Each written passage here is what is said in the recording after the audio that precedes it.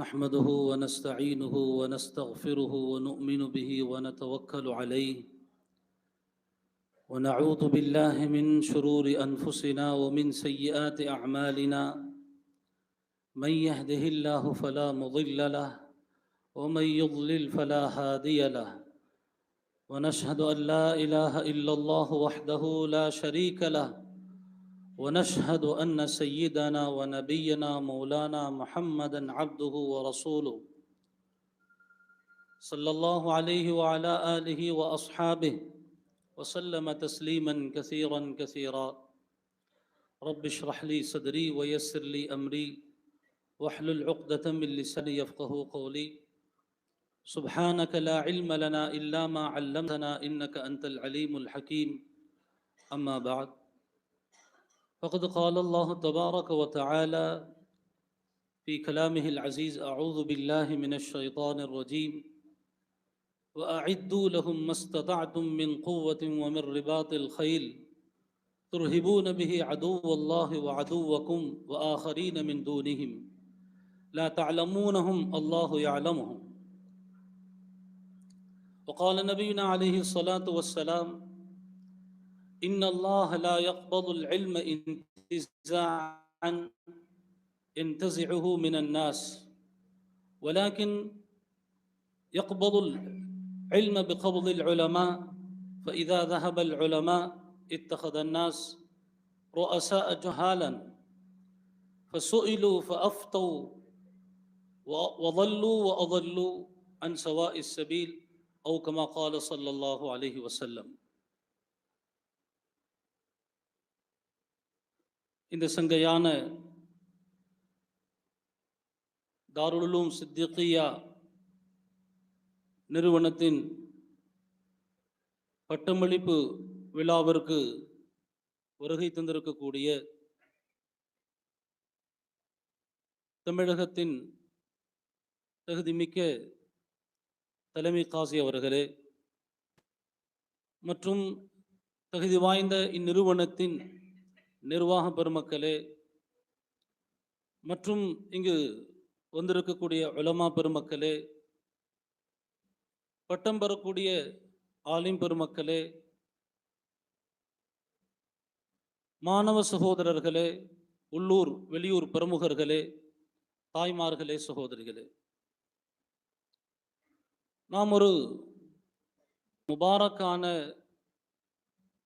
ஒரு உன்னதமான சபையில் இங்கே வீற்றிருக்கின்றோம். தாருல் உலூம் சித்திகியா நிறுவனம் தான் தயாரித்திருக்கக்கூடிய இந்த இளம் உலமாக்களை சமுதாயத்திற்கு சமர்ப்பிக்கக்கூடிய இந்த புனிதமான நிகழ்வில் நாம் எல்லாம் மிகுந்த சந்தோஷத்தோடு அமர்ந்திருக்கிறோம். இந்த நேரத்தில் உலமாக்களுக்கும் சமுதாயத்திற்குமான கடமைகள் என்ன ஏனென்று சொன்னால், அல்லாஹின் தரப்பிலிருந்து நிஅமத்துகள் எவ்வளவு பெரியதாக இருக்கிறதோ அந்த அளவுக்கு பொறுப்புகளும் கடமைகளும் பெரியதாக இருக்கின்றது. இந்த உலமாக்களுக்கான கடமைகள் என்ன என்பதை இந்த நல்ல நேரத்தில் நினைவு கூறுவதற்கு நான் ஆசைப்படுகின்றேன். நான் அவர்களுக்கு உபதேசிக்கக்கூடிய அளவுக்கு பெரிய மனிதன் அல்ல. உருதுவிலே சொல்லுவார்கள், சோட்டி முஹ் படி பாத் என்று சொல்லி, சாதாரண தகுதியில் உள்ளவர் பெரும் பெரும் அறிவுரைகளை வழங்குவதற்கு தகுதியற்றவர். அந்த அடிப்படையில் நான் அவர்களுக்கு அறிவுரைகளாக இல்லாமல் ஆலோசனைகளாக, அதே போல் நமது பெரியார்களின் கருத்துக்களை அவர்களுக்கு தகவல்களாக, அவர்களின் அறிவுரைகளை அவர்களின் சார்பாக நான் ஒரு மாணவனாக இருந்து அவர்களுக்கு சமர்ப்பிப்பதற்கு இந்த நல்ல நேரத்தில் நான் ஆசைப்படுகின்றேன். கண்ணியத்திற்குரிய இளம் உலமாக்களே, சகோதரர்களே, நாம் வாழக்கூடிய இந்த காலம் பல சவால்கள் நிறைந்த காலமாக இருக்கிறது.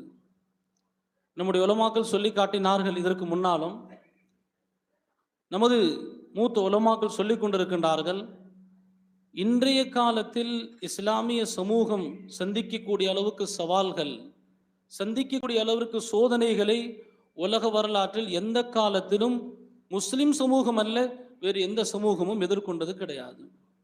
ஏன் இஸ்லாத்திற்கு எவ்வளவு சவால்கள் இருக்கிறது என்று சொன்னால், இஸ்லாம் சத்திய மார்க்கம், இஸ்லாம் உண்மை மார்க்கம். இந்த உண்மையை, சத்தியத்தை அளிப்பதற்கு உலகத்தில் பெரும் பெரும் முயற்சிகள் மேற்கொள்ளப்படுவது இது யதார்த்தம். அதனால்தான் இன்றைக்கு இஸ்லாமும் முஸ்லிம்களும் பல்வேறு சவால்களை சந்தித்துக் கொண்டிருக்கின்றார்கள். அனுதினமும் பல்வேறு சோதனைகளை சந்தித்துக் கொண்டிருக்கின்றார்கள். இன்னும் சொல்ல போனால் இந்த சமூகம் இன்று வீழ்ச்சியை நோக்கி போய்கொண்டிருக்கிறது. நாம் வீழ்ச்சியை நோக்கி போய்கொண்டிருக்கிறோம் என்பதையும் உணராத ஒரு அவல நிலையில் இருந்து கொண்டிருக்கிறோம். அல்லாமா அபுல் ஹசன் அலி அந்நத்வி ரஹ்மத்துல்லாஹி அலைஹி மிகப்பெரிய மகான், இந்திய தேசத்தின் ஒரு பிதாமகன் என்று சொல்லலாம். உலகத்தையே திரும்பி பார்க்க வைத்தவர். தன்னுடைய பேச்சாற்றலால், தன்னுடைய எழுத்தாற்றலால் உலகத்தை தன் பக்கம் வசீகரித்தவர். அவர் சொல்லக்கூடிய ஒரு வார்த்தையை அழகாக சொல்லுவார்கள். அம்ரான் லா யுஹத்தத் வக்துன் லஹுமா.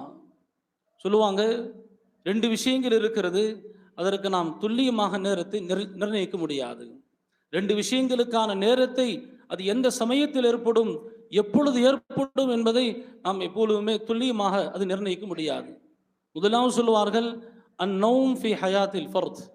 தனி மனித வாழ்க்கையில் ஏற்படக்கூடிய உறக்கம். பொதுவாக எல்லாருக்கும் களைப்பு வந்துருச்சுன்னா உறக்கம் வரும். ஆனால் எப்போ வரும் தெரியாது. பேச்சு நடைபெற்று கொண்டிருக்கும் போது வரலாம், பாடம் நடைபெற்று கொண்டிருக்கும் போது வரலாம், தொழுகையில் வரலாம், வணக்கங்களில் வரலாம். தனி மனித வாழ்க்கையில் வரக்கூடிய உறக்கத்திற்கு நாம் நேரத்தை நிர்ணயிக்க முடிவதில்லை. பிறகு சொன்னார்கள், ஒல் இன்ஹிதாத் ஃபி ஹயாத்தில் உம்மா. ஒரு சமூகத்தின் வாழ்க்கையில் ஏற்படக்கூடிய சரிவுகள், ஒரு சமுதாயத்தின் வாழ்க்கையில் ஏற்படக்கூடிய பின்னடைவு, இதை பற்றிய நேரத்தை துல்லியமாக கணக்கிடுவது நம்மால் முடியாது. லா யுஷ்அரு பிஹிமா இல்லா இதா கலபா வஸ்தௌலயா. அவர்கள் சொல்லுவார்கள், இந்த ரெண்டையும் அது நம்மை ஆட்கொள்கின்ற பொழுது, நம்மை வியாபிக்கின்ற பொழுதுதான் நம்மால் உணர முடியுமே தவிர அதற்கு முன்னால் நம்மால் உணர முடியாது என்று சொல்லுவார்கள். அபுல் ஹசன் அலி அந்நத்வி ரஹ்மத்துல்லாஹி அலைஹி இதற்கு ஒரு உதாரணம் அந்த காலத்தில் சொல்லி காட்டினார்கள். அந்த உதாரணம் இன்றைக்கு பொருந்துமா என்று நாம் யோசிக்க வேண்டும்.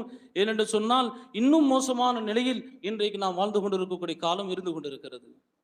அல்லாமா அபுல் ஹசன் அலி அந்நத்வி ரஹ்மத்துல்லாஹி அலைஹி இந்த சமுதாயத்திற்கான உதாரணத்தை, இந்த சமுதாயத்தை வழிநடத்த வேண்டிய தலைவர்களின் நிலைகளை பற்றி இவ்வாறு சொல்லுவார்கள். ஒரு பெரிய உல்லாச கப்பல் கடலிலே பயணித்துக் கொண்டிருக்கிறது. கப்பலிலே பல்வேறு விதமான ஆட்டம் பாட்டங்கள் நடைபெற்றுக் கொண்டிருக்கிறது. அங்கே உணவுகள் பரிமாறப்படுகின்றன, அங்கு பானங்கள் பரிமாறப்படுகிறது. மக்கள் அங்கள் உல்லாசமான கேளிக்கை விளையாட்டுகளில் ஈடுபட்டு கொண்டிருக்கிறார்கள். கப்பலின் மாலுமி, கப்பலை இயக்கக்கூடியவர், அவரும் கவனமற்று இந்த கேளிக்கை விளையாட்டுகளில் ஈடுபட்டு கொண்டிருக்கிறார். ஆனால் கப்பலோ இன்னும் சற்று நேரத்தில் ஒரு பெரும் பனிப்பாறையின் மீது மோதி அது தூள் தூளாக போகிறது, அது சிதைந்து சின்னாபின்னமாக போகிறது. இதை பற்றிய கவலை மாலுமிக்கும் இல்லை, அங்கு பயணிக்கக்கூடிய மக்களுக்கும் இல்லை. சொல்லிவிட்டு சொல்லுவார்கள், இதுதான் இன்றைய உம்மத், இந்த உம்மத்தை வழிநடத்தக்கூடிய வழிகாட்டுகளின் நிலையாக இருக்கிறது என்று சொல்வார்கள். இன்றைக்கு உம்மத் இந்த கப்பல்ல பயணிக்கிற மாதிரி இன்றைக்கு உலகத்தில் பயணித்துக் கொண்டிருக்கிறது. தங்களுக்கான பிரச்சனைகள் என்ன, தங்களுக்கான சவால்கள் என்ன, நாம் எந்த நிலையில் வாழ்ந்து கொண்டிருக்கிறோம், இதை பற்றி கவலை இல்லை. சரி, அவர்களை வழிநடத்தக்கூடிய மாலுமிகளாக செயல்படக்கூடிய தலைவர்கள், அவர்களின் நிலை எப்படி இருக்கிறது? இன்றைக்கு நாம் தலைவர்கள் என்று சொன்னதும் தலைவர்களை யாராக பார்க்கிறோம் நன்றாக தெரிந்து கொள்ள வேண்டும். தலைமைத்துவம் யார் கையில் இருக்க வேண்டும், யார் தலைவர்களாக பார்க்கப்பட வேண்டும், இஸ்லாம் நமக்கு சொல்லி தருகிறது. அல் ஹுகூமத்துல் ஹகீகியா, உண்மையான ஆட்சி அதிகாரம் யார் கையில் இருக்கிறது நமக்கு எல்லாம் தெரியும், அல்லாஹின் கையில தான் இருக்குது. ஆனா உலகத்துல அல் ஹுகூமத்துல் ஹகீகியா யார் கையில் இருக்கும்? உலமாக்கள் சொல்லி காட்டுகின்றார்கள், உண்மையான ஹுகூமத் ஆட்சி அதிகாரம் எந்த காலத்திலும் அல்ல அரசர்களின் கையில் கொடுக்கவில்லை. அது ஹுகூமத் லாஹிரியா, வெளிரங்கத்தில் புற தோற்றத்தில் சில அதிகாரங்கள், சில பொறுப்புகள் அதிகார வர்க்கத்திலும் இருக்கலாம். ஆனால் மக்களின் உள்ளங்களை ஆட்சி நடத்தக்கூடிய, உலகத்தில் மாற்றங்களை உண்டாக்கக்கூடிய, உலக நிலாம்களில் முன்பின் ஏற்படுத்தக்கூடிய சக்தியையும் வலிமையும் அல்லாஹ் அவர்களிடத்தில் கொடுக்கவில்லை. அல்லாஹ் நுபுவத்தில் வைத்திருக்கிறான் என்று உலமாக்கள் சொல்லுவார்கள். நபிமார்களின் கையில் அல்லாஹ் கொடுத்திருந்தான், நுபுவத்தில் இருந்தது. பிறகு நபிமார்களின் வருகை முற்று பெற்று விட்டது. நபிமார்களுக்கு பிறகு இந்த தலைமைத்துவம், இந்த மக்களை வழிநடத்தக்கூடிய அதிகாரத்தை அல்லாஹ் தலீம் மற்றும் தாவத்திற்குள் வைத்து விட்டான். யாரெல்லாம் தலீம் என்னும் பொறுப்பில் இருக்கின்றார்களோ, தாவத் என்னும் பொறுப்பில் இருக்கின்றார்களோ, அவர்களுடைய கரங்களில் அல்லாஹ் உண்மையான அதிகாரத்தை வைத்திருக்கிறான் என்று நமது உலமாக்கள் ஆணித்தரமாக சொல்லி காட்டுகின்றார்கள். கண்ணியத்திற்குரிய உலமா பெருமக்களே, இருக்கக்கூடிய சமுதாய பெருமகர்களே, நாம் எல்லாம் கவனிக்க வேண்டும். இந்த ரெண்டு பொறுப்பையும் ஆற்றுவதற்கு தகுதியானவர்கள் யார் என்று சொன்னால் அது உலமாக்களாக இருக்கின்றார்கள். எந்த காலத்தில் தலைமைத்துவம் இந்த பொறுப்பில் உள்ளவர்களின் கையில் இருக்குமோ அன்றைய காலம் முஸ்லிம்களின் எழுச்சி காலமாக இருக்கும். இது இஸ்லாமியர்களுக்கு மட்டுமல்ல, எல்லா சமுதாயங்களுக்கும் பொருந்தும். ஆனால் இஸ்லாமியர்களுக்கு இந்த உதாரணம் மிக பொருத்தமாக தெளிவாக பொருந்தும் என்று உலமாக்கள் சொல்லுகின்றார்கள்.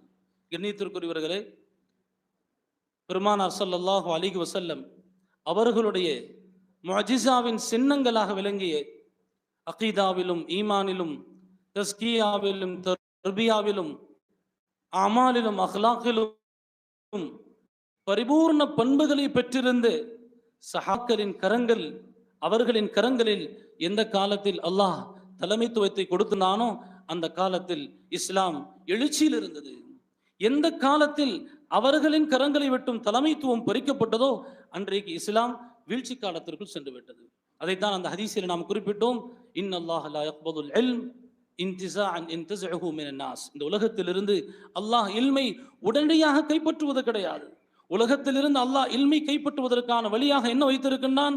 இங்கு சத்திய உலமாக்கள் வாழ்ந்து கொண்டிருக்கும் காலமெல்லாம், சத்திய உலமாக்கள் தங்களின் பொறுப்புகளை புரிந்து பணியாற்றி கொண்டிருக்கும் காலமெல்லாம் அல்லாஹ் இல்மை பாதுகாத்துக் கொண்டிருப்பான். அவர்கள் தங்களின் பொறுப்புகளை மறந்துவிட்டாலோ அல்லது அவர்கள் இந்த உலகத்தை விட்டு பிரிந்து சென்று விட்டாலோ மக்கள் தகுதியற்றவர்களை தங்களின் தலைவர்களாக ஆக்குவார்கள். அப்படி தகுதியற்றவர்கள் தலைவர்களாக ஆக்கப்பட்டால் அவர்களிடம் மார்க்க விளக்கங்கள் கேட்கப்படும். மார்க்க விளக்கங்களுக்கு தவறான விளக்க உரைகள் வழங்குவார்கள். அவர்களும் வெளியிடுவார்கள், மக்களையும் வெளியிடுப்பார்கள் என்று அந்த ஹதீஸில் பெருமானார் ஸல்லல்லாஹு அலைஹி வஸல்லம் அவர்கள் குறிப்பிட்டு காட்டுகின்றார்கள். அல்லாமா அபுல் ஹசன் அலி நதவி ரஹ்மத்துல்லாஹி அலைஹி ஷுரூத் ஸியாமத்தில் இஸ்லாமியா, இஸ்லாமிய தலைமைத்துவத்திற்கான அடிப்படை பண்புகள் என்ன, ஒரு தலைமைத்துவத்தில் இருக்க வேண்டியவர் தன்னிடத்தில் கொண்டிருக்க வேண்டிய அடிப்படைகள் என்ன என்பதை சொல்லி காட்டுகின்றார்கள். அவர்கள் சொல்லுவார்கள், ஒரு தலைமைத்துவத்திற்கு ஏராளமான பண்புகள் அவசியமாக இருக்கிறது. லீடர்ஷிப் குவாலிட்டி என்று சொல்லி இன்னைக்கு சைக்கலாஜிக்கல் வகுப்புகள் எடுக்கிறாங்க, மோட்டிவேஷன் வகுப்புகள் எடுக்கிறாங்க. இன்றைக்கு மக்கள் அதை விருப்பத்தோடு பார்த்து கொண்டிருக்கிறார்கள். ஆனால் நமது குர்ஆனிலே, நமது ஹதீஸிலே அதைவிட சிறந்த அடிப்படைகள் சொல்லித் தரப்பட்டிருக்கிறது. அதை இன்று எடுத்து சொல்வதற்கும் யாரும் தெரியவில்லையா அல்லது எடுத்து சொல்வதற்கு தயாராக இல்லையா என்று தெரியவில்லை. மக்கள் அதை அறிவதற்கும் தயாராக இல்லை. இன்றைக்கு எல்லா துறைகளும் எடுத்துக்கொள்ளலாம். எனக்கு முன்னால் பேசிய அறிஞர் பெருமக்கள் கூட குறிப்பிட்டார்கள், இன்றைக்கு நம்ம இடத்துல தாழ்வு மனப்பான் உருவாகிவிட்டது, இன்ஃபீரியாரிட்டி காம்ப்ளெக்ஸ். நாமெல்லாம் நம்மிடத்தில் எதுவும் இல்லை என்று நினைத்துக் கொண்டிருக்கிறோம். நம்ம இடத்துல சுப்பீரியாரிட்டி உருவாக வேண்டும். நாமெல்லாம் பெருமிதத்திற்குரிய மக்கள், உயர்ந்த சமுதாயத்தை சார்ந்த மக்கள். நம்ம இடத்துல உயர்ந்த தகவல் இருக்கிறது. உலகத்தில் எந்த சமுதாயத்திடத்திலும் தம் சமுதாயத்திற்கான இலக்குகளோ நோக்கங்களோ நாங்கள் எதற்காக இந்த உலகத்தில் வாழ்ந்து கொண்டிருக்கிறோம் என்பதற்கான எந்த அடிப்படைகளும் இல்லை. ஆனால் நம்மிடத்தில் அத்தனைக்குமான அடிப்படைகள் இருக்கிறது. அல்லாமா அபுல் ஹசன் நதவி ரஹ்மத்துல்லாஹி அலைஹி சொல்றாங்க, தலைமைத்துவ தன்மைக்கு, லீடர்ஷிப் குவாலிட்டிக்கு ஏராளமான விஷயங்கள் தேவைப்படுகிறது. ஆனால் எல்லாத்தையும் நாம் பட்டியலிடுவதற்கு பதிலாகன்னு சொல்லி ஹதரத் சொல்றாங்க ரெண்டு பண்புகள், 2 வார்த்தைகளை நான் சொல்லுகிறேன். அவங்க சொல்லுவாங்க, கலிமத்தானி ஹஃபீஃபத்தானி பஸீத்தத்தான் வலக்கின்னஹுமா கலிமத்தான் ஜாமிஅத்தானி ஆமிரத்தான். சொல்லுவாங்க 2 வார்த்தைகள், எளிமையான சாதாரணமான 2 வார்த்தைகள். ஆனால் அந்த 2 வார்த்தைகள் வீரியம் மிக்க, செழுமை மிக்க, ஆழமான பொருள்களை உள்ளடக்கிய 2 வார்த்தைகள் என்று சொல்வார்கள். தலைமைத்துவ பண்பிற்கான 2 வார்த்தைகள். இந்த 2 வார்த்தைக்குள் அத்தனை பண்புகளையும் உள்ளடக்கி விடலாம். ஒன்று சொன்னார்கள் அல் ஜிஹாத் என்று சொன்னார்கள்.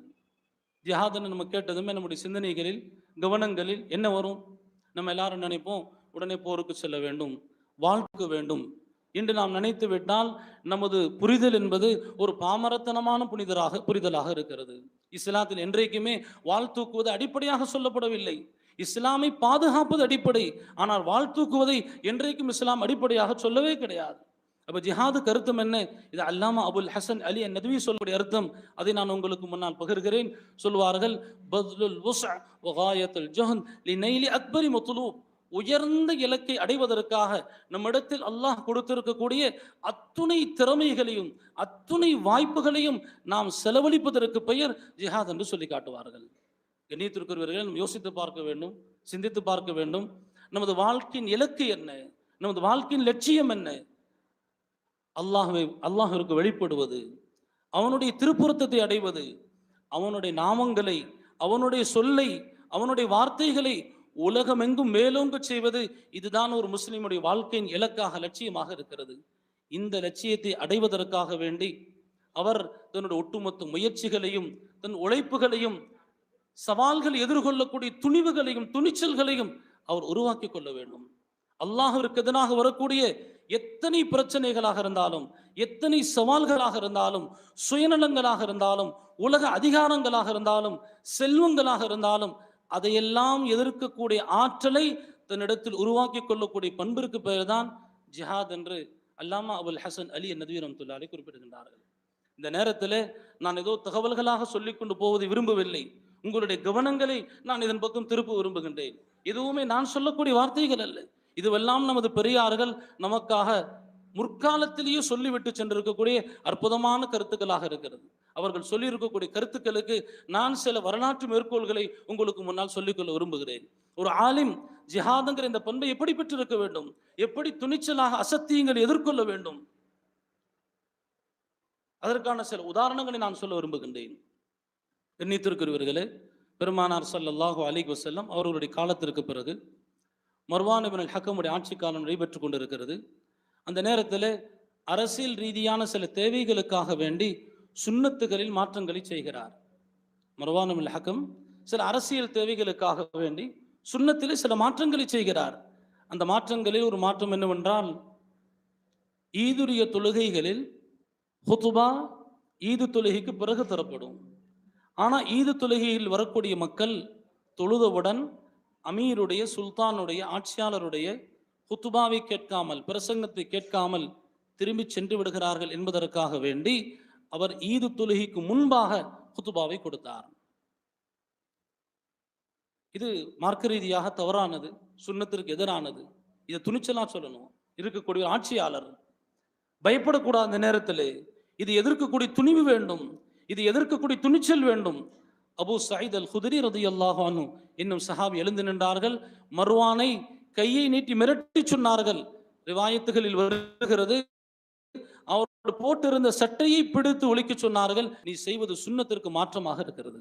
நான் சம்பவத்திற்கு செல்ல விரும்பவில்லை. சம்பவத்தை மேற்கோள் காட்டி ஒரு கருத்தியலை நான் புரிய வைக்க விரும்புகின்றேன். மார்க்கத்திற்கு முரணாக, மார்க்கத்திற்கு மாற்றமாக ஏதேனும் ஒரு காரியம் நடைபெறக்கூடிய நேரத்தில் யார் தடுக்கக்கூடிய பண்புகளை பெற்றவராக இருக்கிறாரோ, அந்த முன்கரை அழிக்கக்கூடிய தகுதி பெற்றவராக இருக்கிறாரோ, அவர்தான் இந்த உம்மத்தை வழிநடத்துவதற்கு தலைமைத்துவத்தை பெற்றிருக்கக்கூடிய, தலைமை நிலையில் இருக்கக்கூடிய ஒரு பொறுப்பாளராக அவர் பார்க்கப்படுகின்றார். இது மட்டுமல்ல, வரலாற்று நெடுக நாம் பார்க்கலாம்.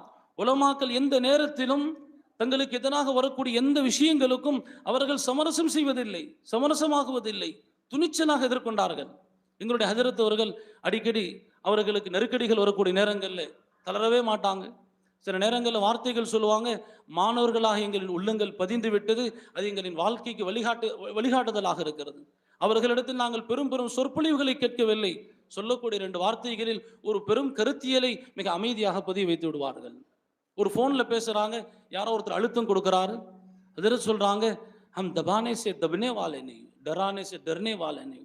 நீங்கள் அடக்குவதற்காக நாங்கள் அடங்கிவிடக்கூடியவர்கள் அல்ல, நீங்கள் மிரட்டுவதற்காக நாங்கள் பயந்து போய்விடக்கூடியவர்கள் அல்ல. இதன் மூலம் படிக்கக்கூடிய எல்லா மாணவர்கள் ஆலிம்களுக்கு ஒரு கருத்தியலை புரிய வைக்க வருகின்றார்கள். நமது கொள்கை, நமது கோட்பாடு, நமது வழிமுறைக்கு எதிராக யாரேனும் மிரட்டுகிறார்கள், அழுத்தம் கொடுக்கிறார்கள் என்பதற்காக நாம் மாறிவிட முடியாது. நம்முடைய உலமாக்கல்ல சுல்தானுல் உலமா, உலமாக்களில் மன்னர் என்று சொல்லப்படக்கூடிய நிலையில இஸ்ஸுத்தீன் அப்துல் அசீஸ் இப்னு அப்துஸ் ஸலாம் ஒரு பெரிய மகான் இருந்தாங்க. திமிஷ்க் நகரத்தில் இருந்தாங்க. நான் சொல்றேன், உண்மையிலும் இந்த நேரத்தில் சொல்றேன், எல்லாருக்கும் சொல்றேன், நாம் முஸ்லிம்களாக இருக்கக்கூடிய எல்லோருமே இஸ்லாமிய ஆளுமைகளை படித்துக்கொண்டே இருக்க வேண்டும். அதில் பிரத்யேகமாக நான் உலமாக்களுக்கு சொல்லுகின்றேன், இஸ்ஸுத்தீன் இப்னு அப்துஸ் ஸலாமுடைய வரலாற்றை நாம் படிக்கவில்லை என்று சொன்னால் அது மிக பெரும் நமக்கான ஒரு பின்னடைவாக அது கருதப்படும். அவ்வளவு பெரிய வரலாறு.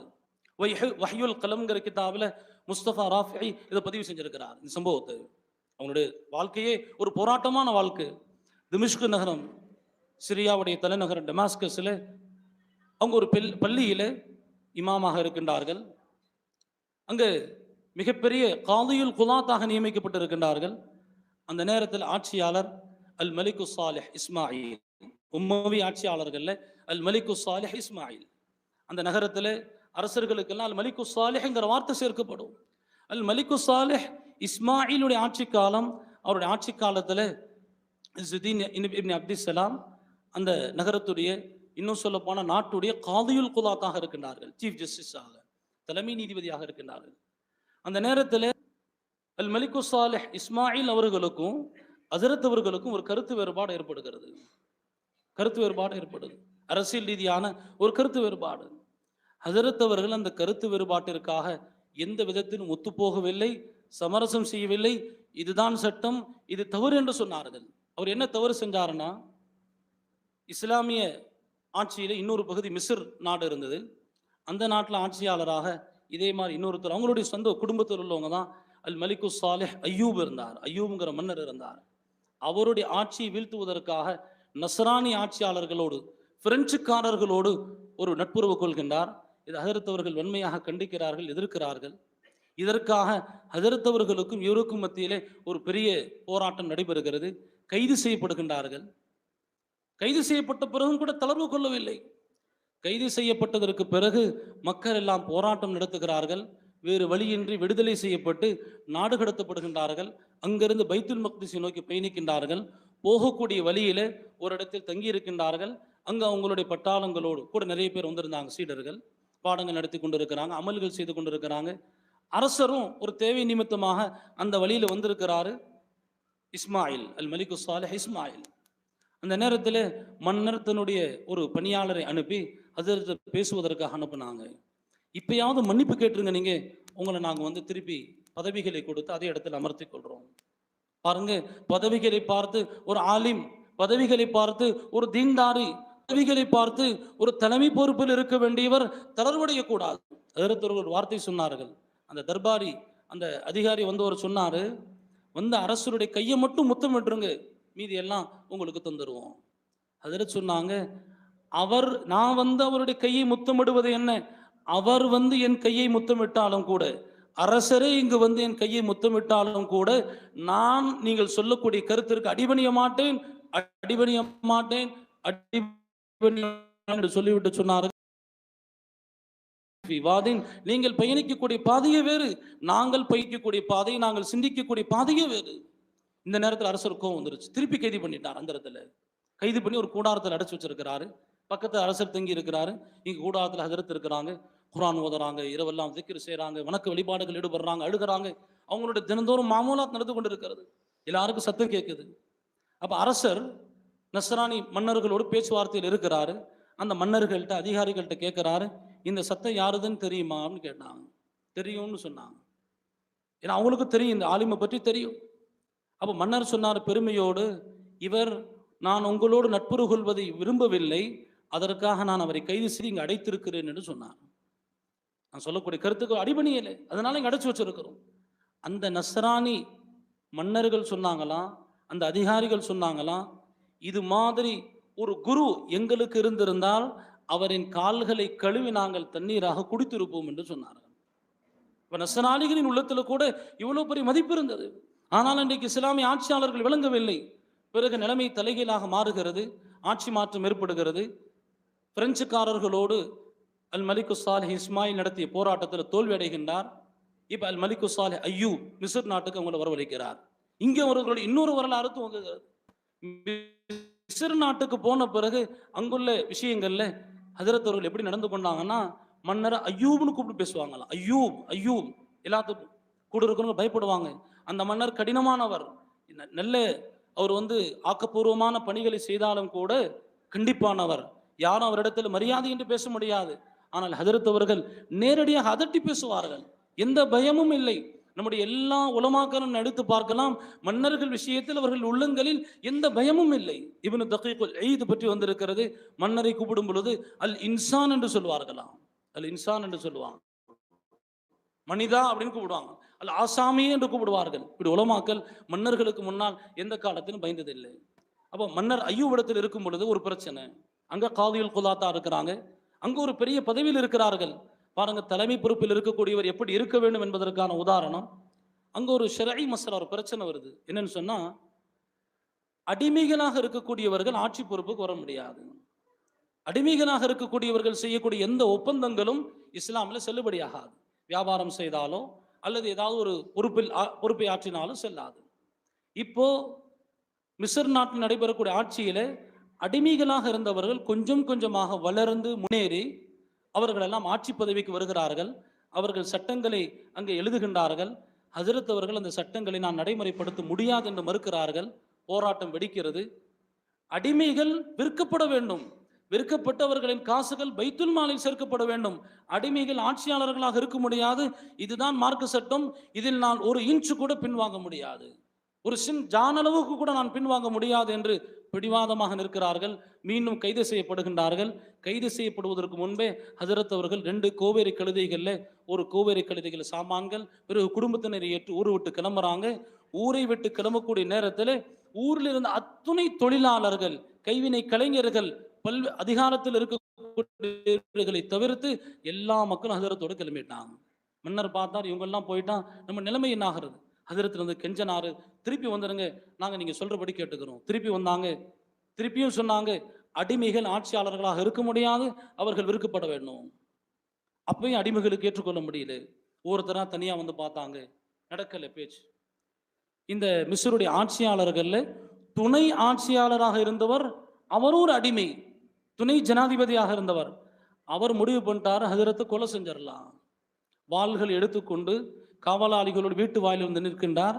வாள்கள் உருவப்பட்ட நிலையில் இருக்கிறது. கதவு தட்டப்படுகிறது.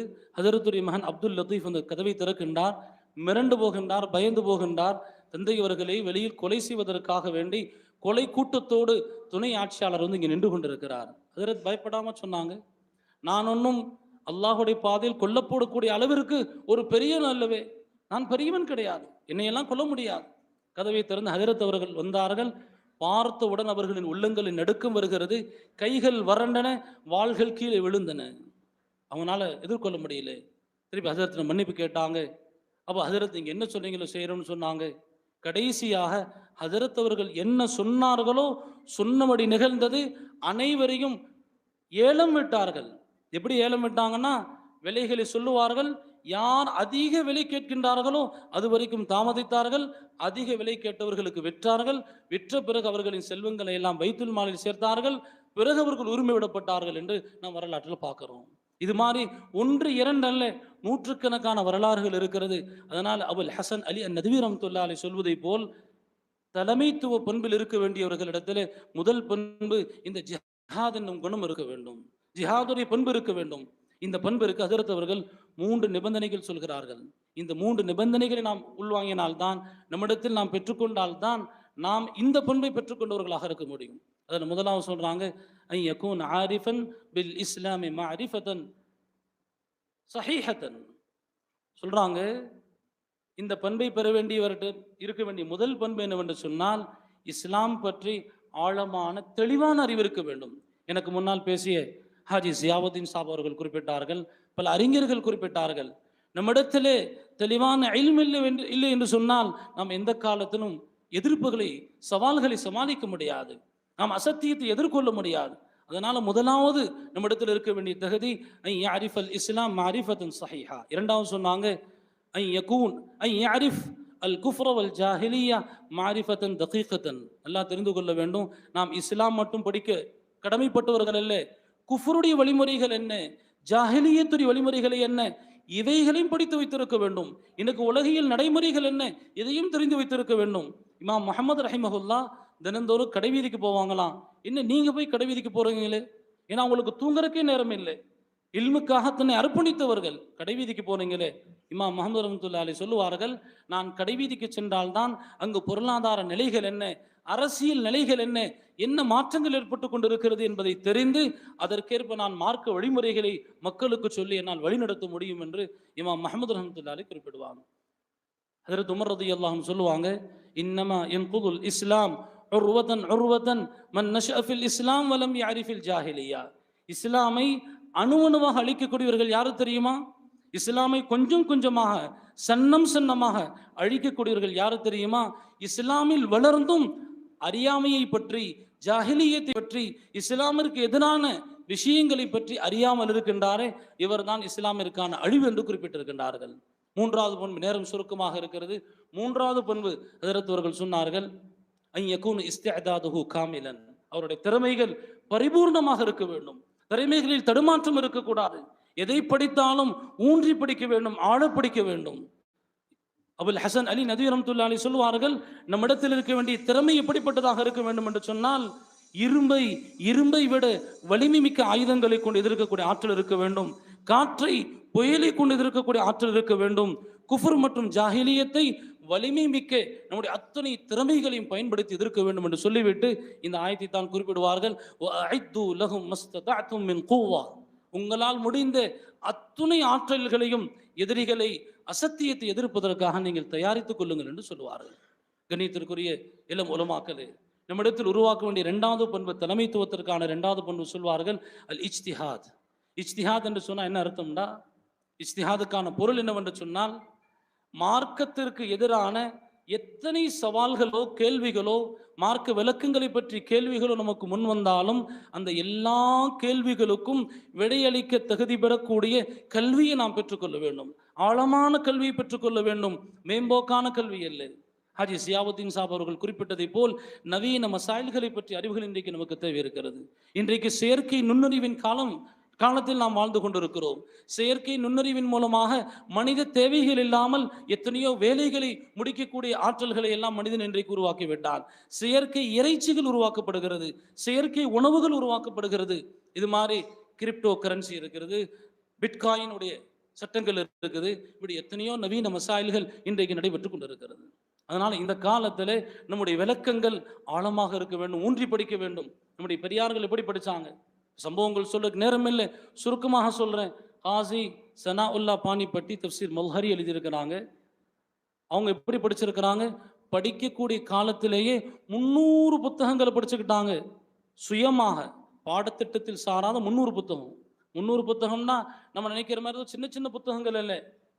அதில் ஒரு புத்தகம் நான் சொன்னேன், புகாரி மாதிரி உள்ள புத்தகம், ஹிதாயா மாதிரி உள்ள புத்தகம், சீரத் இப்னு ஹிஷாம் மாதிரி உள்ள புத்தகம், இது மாதிரி படிச்சுக்கிட்டாங்க. ஃபத்ஹுல் பாரி எவ்வளோ பெரிய ஹதீஸ் கிரந்தத்துடைய வரலாற்று, அதாவது ஹதீஸ் கிரந்தத்து விளக்கு உரையது.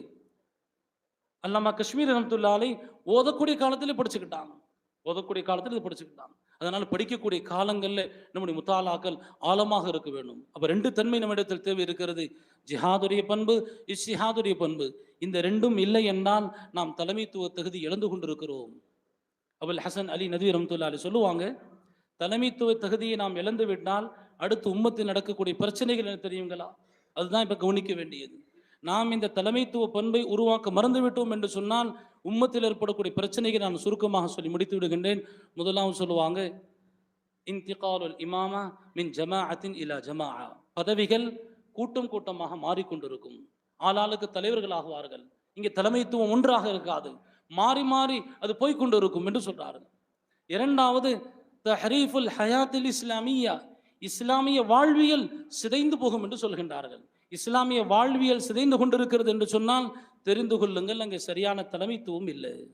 தலைமைத்துவத்தில் இருக்க வேண்டிய உலமாக்கள், உம்மத்தை வழிநடக்க வேண்டிய உலமாக்கள் தங்களுக்கு மத்தியில் கருத்து வேறுபாடுகளிலோ அல்லது சுயநலங்களில் மூழ்கி இருந்தால் அங்கு உம்மத்துடைய வாழ்க்கை சிதைக்கப்படும் என்று சொன்னார்கள். மூன்றாவது சொன்னாங்க, ஃபஸ்லுத்தீன் அனி சியாசா. மார்க்கத்திற்கும் அரசியலுக்கும் சம்பந்தம் இல்லை என்று சொல்லி அரசியலை மார்க்கத்தை விட்டும் பிரித்து விடுவார்கள். நம்முடைய மார்க்கத்தில் அரசியல் இருக்கிறது, மக்களை வழிநடத்த வேண்டிய அத்தனை விஷயங்களும் நம்முடைய மார்க்கத்தில் சொல்லித் தரப்பட்டிருக்கிறது. நாலாவது சொல்றாங்க பாருங்க, சூஉ தம்சீலிஹிம் லில் இஸ்லாம். இஸ்லாம் பற்றிய ஒரு ஃபால்ஸ் டெமான்ஸ்ட்ரேஷன் ஏற்படும். இஸ்லாமை ஒரு தவறான வழிமுறையில் முன்வைக்கப்படும், இஸ்லாம் தவறான பிம்பத்தில் காட்டப்படும், இஸ்லாம் தவறான காட்சியாக காட்சியளிக்க வைக்கப்படும். அந்த மாதிரி ஒரு அவல நிலை உம்மத்தில் ஏற்படும். எப்போ தலைமைத்துவம் சரியாக இல்லை என்றால் எதையோ காமிச்சு இதுதான் இஸ்லாம் புரிய வச்சிருவாங்க. இன்றைக்கு பாருங்க, மக்கள் நினைத்து கொண்டிருக்கிறார்கள் தீவிரவாதம் தான் இஸ்லாம் நினைக்கிறாங்க. அப்படின்னா தலைமைத்துவத்தில் உள்ளவர்கள் அஞ்ச வேண்டும். நம்முடைய தலைமைத்துவம் சீராக இல்லாதனால் மக்கள் நினைத்து கொண்டிருக்கிறார்கள் இஸ்லாம் என்றால் தீவிரவாதம் என்று நினைத்து கொண்டிருக்கிறார்கள். சில மக்கள் நினைக்கின்றார்கள் இஸ்லாம்ல இதெல்லாம் இல்லைன்னு நினைக்கிறாங்க. எத்தனையோ விஷயங்கள், எக்கனாமிக்ஸ் இங்கே இஸ்லாமில் இருக்குதா, காமர்ஸ் இங்கே இஸ்லாமில் இருக்குதா, ஜுவாலஜி இங்கே இஸ்லாமில் இருக்குதா, சயின்ஸ் இங்கே இஸ்லாமில் இருக்குதா? இஸ்லாம் அத்தனையும் ஒரு கோட்டில் சொல்லி முடிச்சிருச்சு, இது நம்ம சொல்லி தரவில்லை என்று சொன்னால் இன்றைக்கு இஸ்லாம் தவறான ஒரு பிம்பமாக காட்சியளிக்கும், அதற்கு நாம காரணமாயிரும். கடைசியாக சொன்னார்கள், லுஹூரு ضலாலா வல் பிதஅ. தலைமைத்துவம் சீராக இல்லை என்னால் உம்மத்தில் வழிகேடுகள் அதிகமாகும், பிதஅத்துகள் பரவும். தலைமைத்துவம் சீராக இருந்தால் இவைகள் உம்மத்தில் இல்லாமல் போகும். அதனால பாருங்க, சவால்கள் நிறைந்த இந்த காலத்திலே நான் இந்த உலமாக்கள் இடத்திலும் இங்கு சமுதாய பொறுப்பாளர்கள், பிரமுகர்கள், புரவலர்கள் பலரும் வந்திருக்கிறார்கள். நம்ம எல்லோருமே சமுதாயத்திற்கு தேவையானவர்கள். சமுதாயத்தில் அல்லாஹ் நமக்கு பல பொறுப்புகளை வைத்திருக்கிறான். அந்த விதத்திலே நாம் சிந்திக்க வேண்டும். குறிப்பாக மதரசாக்களில் உருவாகக்கூடிய உலமாக்கள் அவங்க என்னென்ன பண்புகளை பெற்றிருக்க வேண்டும். ஹஜரத் எனக்கு முன்னாடி பேசி ஹஜரத் அவர்கள் குறிப்பிட்டதை போல் வெறும் புத்தகங்களை கரைத்து குடிப்பது அது கல்வி அல்ல. யதார்த்தத்தோடு பிராக்டிக்கலா இன்னைக்கு என்ன நம்முடைய பிரச்சனைகள் இருக்கிறது, அதை எதிர்கொள்ளக்கூடிய அத்துணை திறமைகளையும் மதரசாக்களில் உருவாக்க வேண்டும். அப்படி உருவாக்க முடியுங்களா? எல்லா காலங்களிலும் உருவாக்கப்பட்டு இருக்கிறது. ஒரே ஒரு சின்ன உதாரணம் சொல்லணும் பாருங்க. இன்னைக்கு ஷமாயில் நதுவி அப்படின்ட்டு ஒரு பிரசித்தி பெற்ற ஆலிம் ஆயிட்டார். இன்னும் திருமணம் கூட ஆகலை. அவர் ஒரு டிபேட் பண்ணாரு. ஜாவேத் அக்தர் அப்படிங்கிற உலமாக்களுடைய குடும்பத்தில் வந்த ஒரு முல்ஹித், இறை மறுப்பாளர், இறைவனை இல்லைன்னு சொல்லக்கூடியவர். அவர் சினிமாக்களுக்கு கதை வசனங்கள், பாட்டுகள் எழுதக்கூடியவராம். அவர் முல்ஹித். அவரோடு நடந்த ஒரு போராட்டத்தில் அவர் வைத்த அற்புதமான அந்த ஆதாரங்களை பார்த்து உலகமே அவரை திரும்பி பார்த்தது. இப்போ அரபு நாட்டில் பயணங்கள் மேற்கொண்டிருக்கிறாரு. பல்வேறு அரபு மஷாயிகுமார்கள் அவருக்கு வரவேற்பளிக்கிறாங்க. அவர்கிட்ட கேட்குறாங்க, எப்படி இவ்வளோ அழகான அரபி பேசுறீங்களே, நீங்கள் இந்தியாவில் அரபு மொழி உங்களுடைய தாய்மொழி அல்லவே? அவர் சொல்கிறாரு, எங்களுடைய நதுவத்துல் உலமாவில் அரபிக்கான பயிற்சி அளிக்கப்படுகிறது. அங்கே எல்லோரும் தூய்மையான அரபி பேசுவார்கள் என்று அரபு மொழியில் அவர் சொல்கிறார். ஆனால் அல்லாஹுடைய கிருபையில் இன்றைக்கு நம்முடைய எல்லா மதாரிசுகளிலும் அரபியை மிக முக்கியத்துவத்தோடு படித்து தரப்படுகிறது. இங்கும் தாருல் இஹ்லாஸிலும் அப்படிப்பட்ட ஒரு நிலை இருக்கிறது. அப்போ இன்னும் வீரியமாக படிக்க வேண்டும். இன்னைக்கு உலக அரங்கிலே நமக்கான பல தேவைகள் இருக்கிறது. இன்னொரு தகவல் ஞாபகத்துக்கு வந்துருச்சு, நீ இதை அவசியம் சொல்லி முடிச்சிடுறேன். டாக்டர் ஜாக்கிர் நாக் ஒரு நேரத்தில் சொல்கிறாரு, நான் எப்படி பிரபலம் அடைஞ்சேன்னு தெரியுமா அப்படின்னு சொல்லி சொல்கிறாரு. அநேகமாக 87களில் இருக்கலாம், அதுக்கு முன்னாடி இருக்கலாம். அமெரிக்காவிலிருந்து ஒரு தகவல் வருது. என்னன்னு சொன்னால், அமெரிக்காவில் ஒரு ஈசாயி டாக்டர் இருக்கிறாரு. அவர் சவால் விடுறாரு, நஸ்ரானியத் கிறிஸ்டியானிட்டி தான் சத்திய மார்க்கம், இஸ்லாம் சத்திய மார்க்கம் இல்லைன்னு சவால் வர்றாரு. அந்த நேரத்தில் இந்தியாவில் ஒரு அழைப்பு தரப்பட்டுச்சான், யாராவது இந்த டாக்டருக்கு பதில் தர்றதுக்கு ஆங்கில புலமை உள்ளவர் வாங்கன்னு அழைப்பு தரப்பட்டுச்சான். யோசித்து பார்க்கணும். அந்த நேரத்தில் ஒரு ஆளும் கூட தயாராகலன்னு அவர் சொல்றாரு. இங்கிலீஷில் அந்த டாக்டருக்கு கிறிஸ்டியானிட்டினா என்ன அப்படின்றத புரிய வைப்பதற்காக வேண்டி அவருக்கு பதில் தருவதற்கு நபர்களே இல்லை. கடைசியில் என்ன அழைக்கப்பட்டுச்சு, நான் போய் அந்த டிபேட்டில் வெற்றி கொண்டேன். அதற்கு பிறகுதான் என்னுடைய இந்த தாவத்துடைய வாழ்க்கை தொடர்ந்தது என்று அவர் குறிப்பிட்டு காட்டுகின்றார். அதனால் பாருங்கள், உலமாக்களுக்கு இதுக்கு நிறைய தேவைகள் இருக்கிறது, நிறைய சவால்கள் இருக்கிறது. அதை முன்வைத்தவர்கள் சமுதாயத்தில் காலடி எடுத்து வைக்க வேண்டும் என்று பணிவுடன் கேட்டுக்கொண்டவனாக எனக்கு வாய்ப்பளித்தமைக்கு நன்றி கூறி, நீங்கள் எல்லோரும் நீண்ட நேரம் ஆகியும் பொறுமை காத்ததற்காக நன்றி கூறி, நிர்வாகத்திற்கு வாய்ப்பளித்ததை விட நான் கூடுதல் நேரம் எடுத்துக்கொண்டதற்கு வருத்தம் தெரிவித்து நான் எனது உரையை முடித்துக் கொள்கின்றேன். வாஹிர் தாவானா அனில் ஹம்துலில்லாஹி ரப்பில் ஆலமீன். அஸ்ஸலாமு அலைக்கும் வரஹ்மத்துல்லாஹி வபரகாத்துஹு.